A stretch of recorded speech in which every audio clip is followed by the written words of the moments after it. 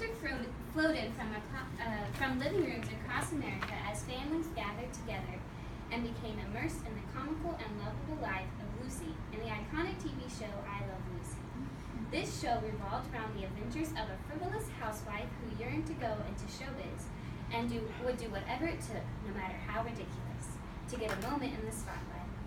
I Love Lucy starred one of the most influential comedic actresses in American history and is still watched by many today. Through her revolutionary entertainment, Lucille Ball changed the way Americans viewed women and the roles deemed acceptable for these women. Lucille Desiree Ball did not have the upbringing of a celebrity.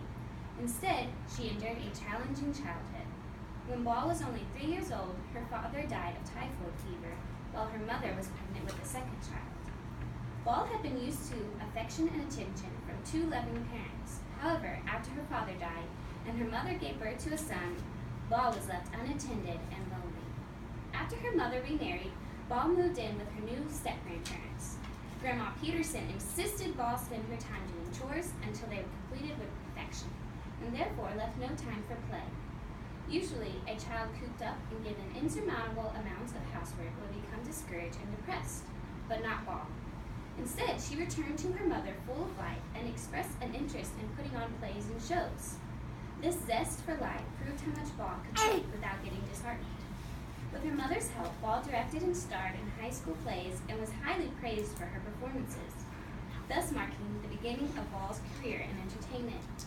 Because of her local success, Ball enrolled in the Robert Minton John Murray Anderson School of Drama. However, her experience did not go as anticipated.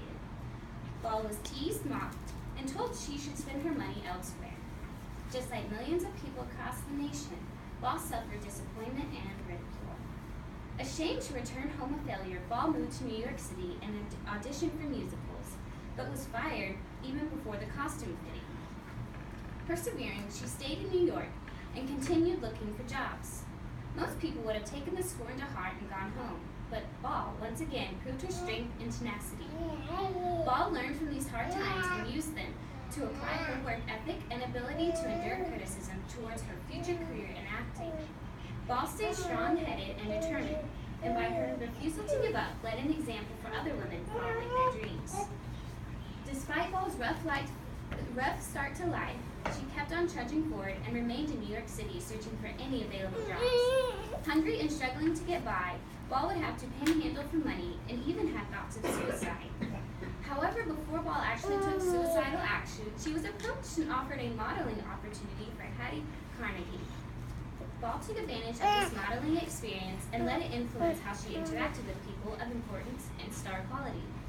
After her gig with modeling, Ball ventured on into movie making. Ball poured her talent and heart into acting, but nothing seemed to suffice for the demanding directors and producers. Even after moving to California and leaving her family behind in New York, Ball only managed to land roles as fill-in characters whose names do not even appear on the credits. Once again, however, Ball did not give up and still strove for success.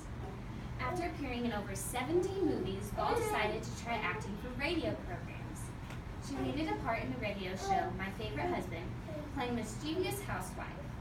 This role exemplified Ball's true talent because since the audience could not see her facial features and her actions, she had to rely on her timing and tone to provide the desired comical effect. This radio show improved Ball's acting skills and allowed America to appreciate her true talent. Ball had finally achieved success as the actress and comedian she had worked so hard to become. During her successful career in radio, Ball was hired to play a part in Too Many Girls, where she met and married the Cuban musician Desi Arnaz. Together, the couple brainstormed the idea for a television show, yet remained unaware of the huge impact this show would eventually have on America. Ball's hard work and talent finally led to the path she had worked and strived to reach for so long. After years of embarrassment and disappointment, Ball was now steps away from the chance to star in her very own television show. This now iconic television show came to be known as I Love Lucy. With every new undertaking comes challenges, and I Love Lucy was no exception. Struggles included negotiations with CBS about ownership, budget and salary, filming techniques for the show, the right cast to hire, and ways to appeal to audiences across America. Despite these challenges, the Arnaz family and the entire I Love Lucy cast enjoyed great achievements and made their beloved show a groundbreaking success. Their show received encouraging reviews such as, "I Love Lucy has a promise of providing a refreshing half-hour of video entertainment made by the New York Times." The audience responded to the show with laughter and complete enjoyment. Many of these audience members, especially the women, were able to relate to the troubles Lucy faced. Many women in the 1950s stayed at home and spent their time with housework and children, whereas Lucy demonstrated the desire to get out and venture out on her own as an independent woman, a feeling shared by many. By staying true to herself, Ball gave women the desire to pursue their dreams and even paved the way for future female comedians. Ball, through her involvement in producing I Love Lucy, held the power to influence people and direct the show her own way. Upon discovering she was pregnant with her second child, Ball used her power and independence to insist the show's storyline revolved around her expectancy. This pregnancy was the first time that a woman was shown with child on television, thus marking a change in the future of television rules. Ball changed the roles women were expected to participate on screen and off.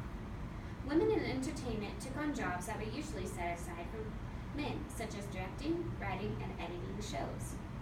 Also, after Ball and Desi Arnaz filed for divorce, Ball bought Arnaz's share of the production company, making her the first woman in charge of a major television studio.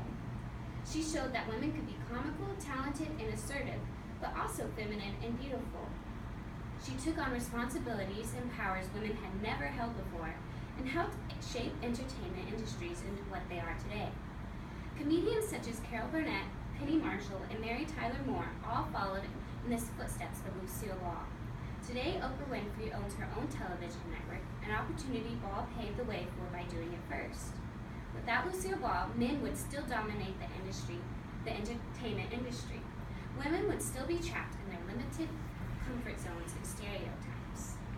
By persevering through years of roadblocks and detours, Lucille Ball became a pioneer in the entertainment industry. Her dedication to being an independent woman and changing the roles women held, and still creating lasting comedy, has forever rewritten the landscape of the entertainment industry. Not only did she leave a legacy of laughter, but Ball stands out as an American who fought for her American dream, empowering countless more women to do the same. She was and will remain a revolutionary figure for all women and everyone who loves to laugh for generations to come.